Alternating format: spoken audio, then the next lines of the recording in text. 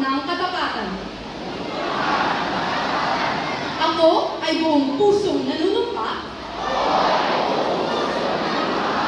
na tataglayin ko at gagawing kalasag sa pagbibigay ng higit pang karangalan sa aking paaralan. Gagamitin ko ang karunungang natamo sa ikaunlad ng aking sarili, kapwa at bayan.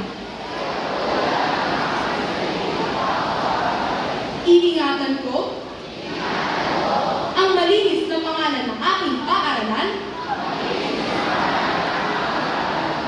ng mga guro at magulang,